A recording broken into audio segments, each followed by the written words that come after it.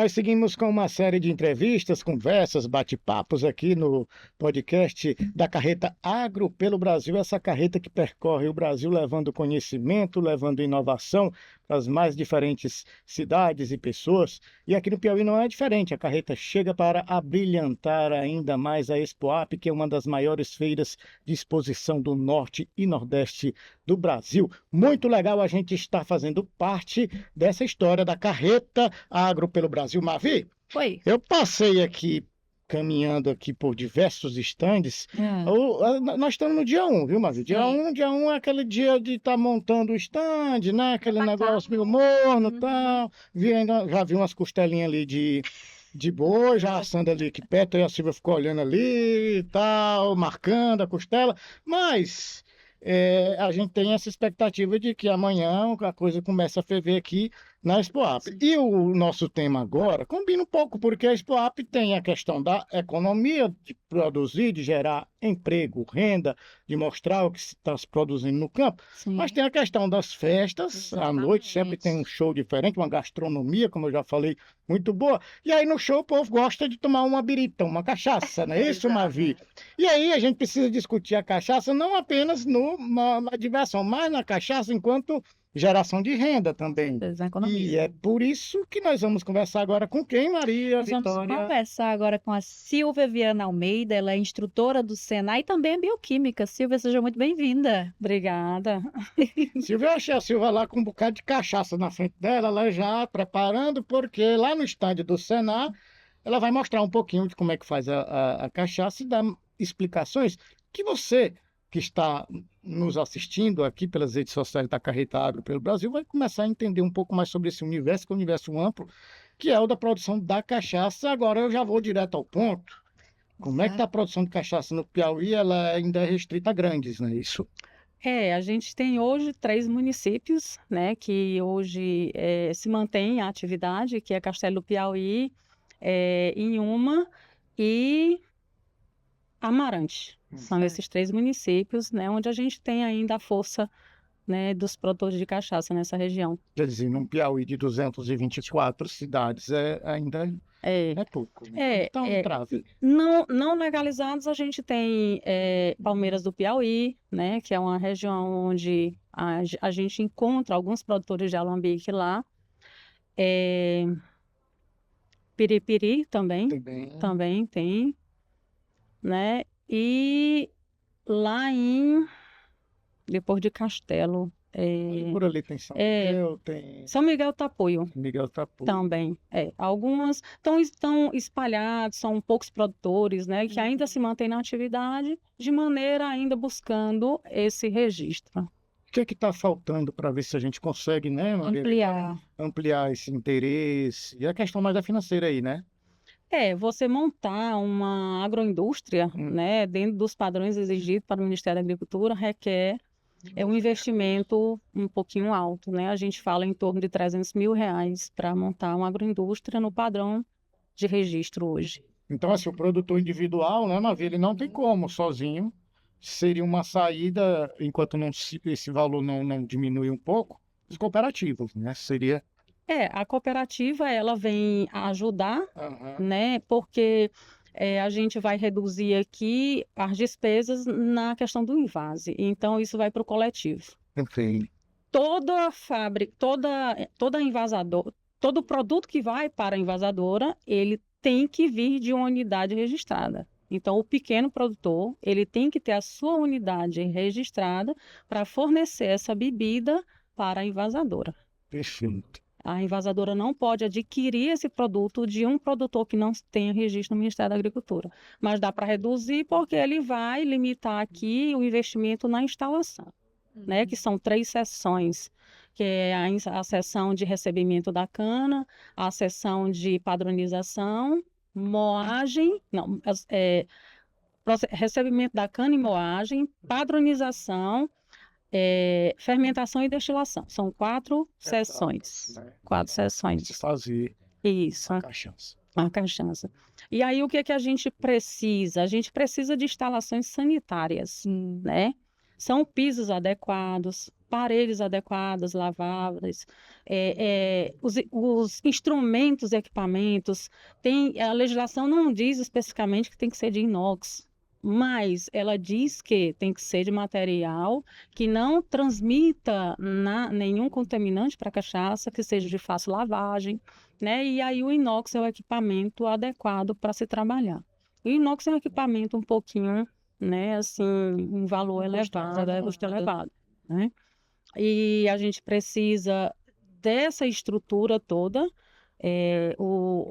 as seções de fermentação, ela tem que ser completamente isolada, que é para não entrar insetos, vetores, né? Tem que ser forrada, as paredes revestidas, escoamento de água adequado, para que não haja acúmulo de água no chão. E aí a outra seção, que é a seção de destilação, ela já pode ser uma seção aberta.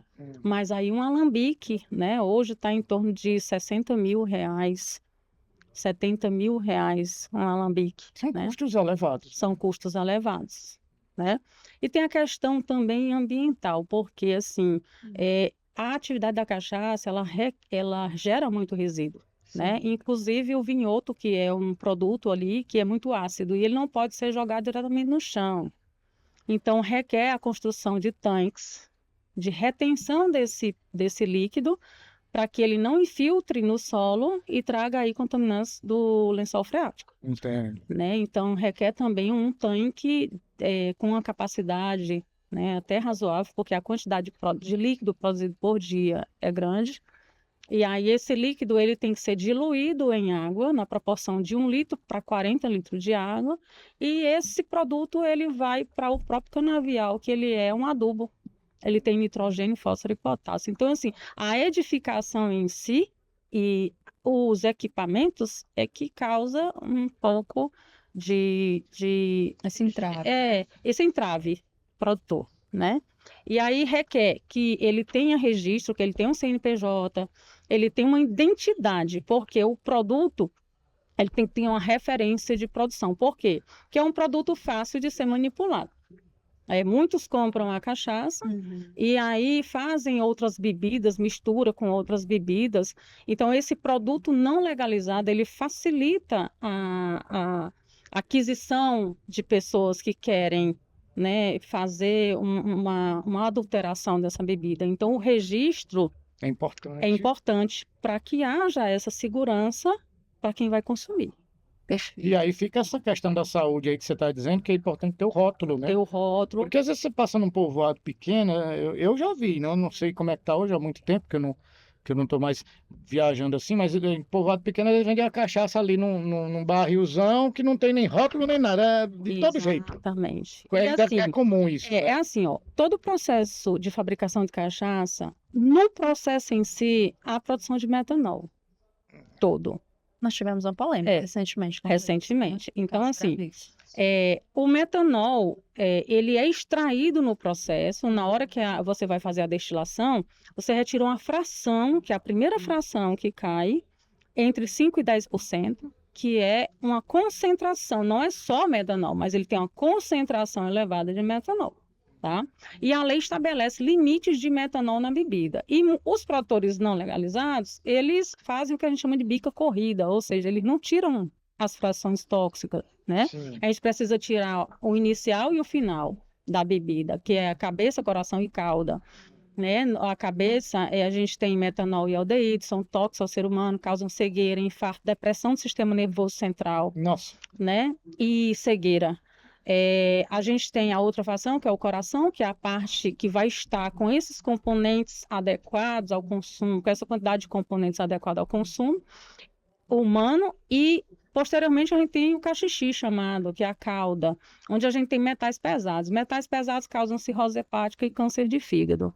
Então requer, apesar da cachaça não ser um alimento, mas ela deve ser tratada com segurança alimentar. Desde todo o processo, a questão de higiene, da própria cana, a limpeza da cana. A gente tem aí na cana fumagina, né? Que é fumagina? São, na verdade, uma quantidade de carga microbiológica que se alimentam ali de fezes de bactérias. Olha só. E aí precisa lavar essa cana. Então, tem que ter boas práticas de fabricação. Então, desde a colheita, né? Desde a colheita. A destilação, toda uma série de Toda uma cuidados. série. Então, o produtor, ele vai ter que ter uma pessoa com acompanhamento técnico que vai passar todas essas orientações. Por isso que uma cachaça registrada, uma cachaça legalizada, né? Ela tem um valor agregado maior, porque há um investimento na questão de estrutura, na contratação de pessoas que têm esse perfil técnico para estar fazendo esse controle, esse acompanhamento. Então, é sério, produzir cachaça Não é para amadores. não é para amadores. Essa importância dessa regulação toda. Da regulamentação toda. Exatamente.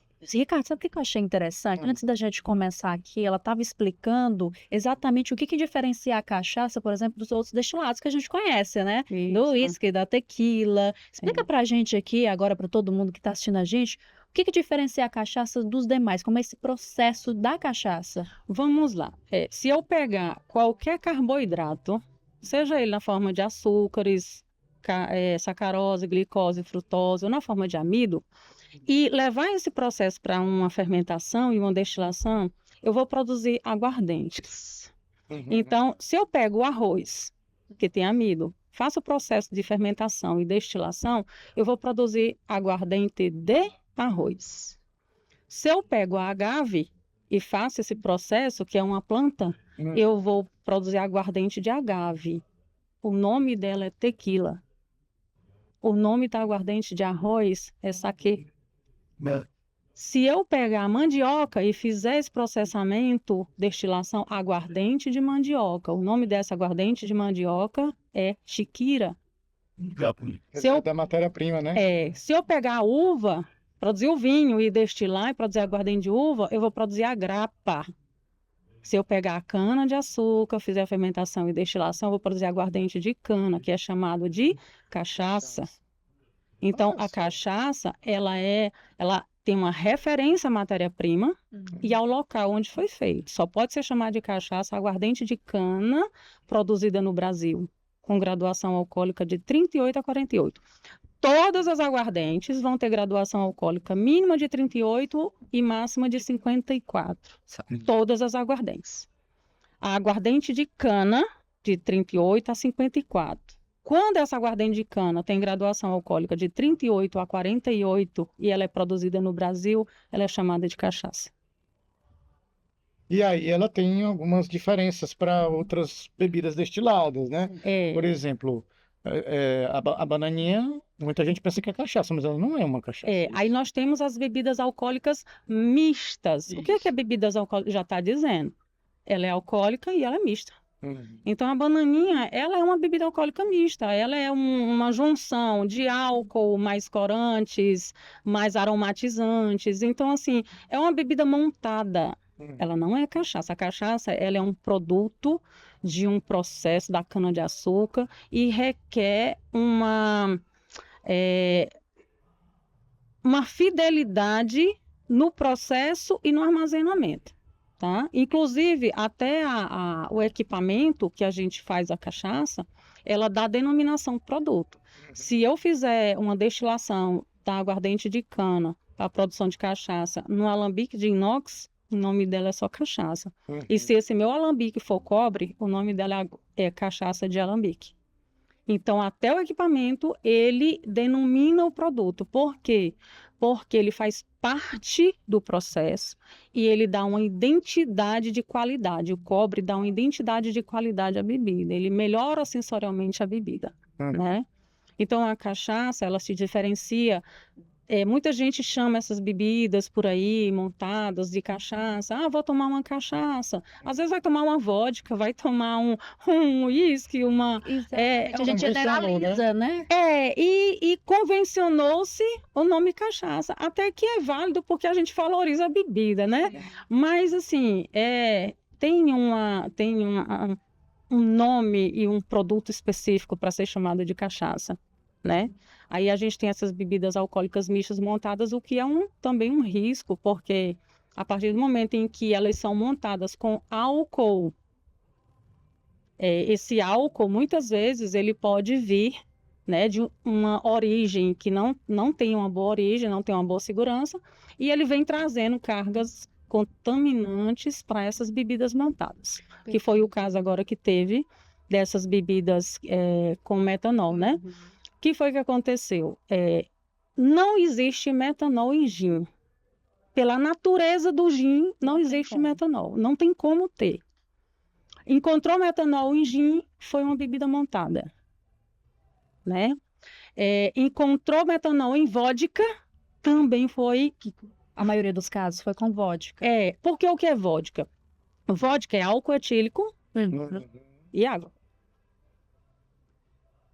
Por isso que ela mata a gente, né? Todo dia. A vodka, ela passa... Lá no rótulo tem dizendo assim, tridestilada, né? É até redundante. Por quê?